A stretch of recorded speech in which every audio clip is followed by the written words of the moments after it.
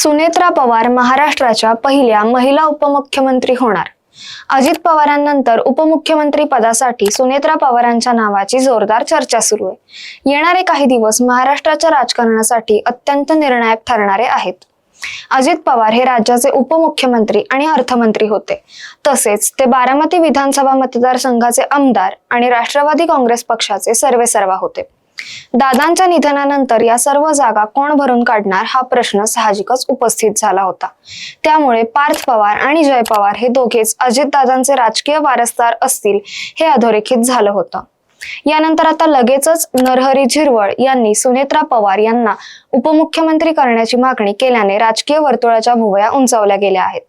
त्यामुळे येत्या काही दिवसांमध्ये राष्ट्रवादी काँग्रेस पक्षाचे सूत्र कोणाच्या हातात जाणार आणि उपमुख्यमंत्री पदाबाबत काय निर्णय घेतला जाणार याकडे सर्वांच्या नजरा लागल्या आहेत। सुनेत्रा पवार यांच्या उपमुख्यमंत्री होण्याबाबत तुम्हाला काय वाटतं हे कमेंट बॉक्समध्ये नक्की कळवा आणि महाराष्ट्र जागरणला फॉलो आणि सबस्क्राईब करायला विसरू नका।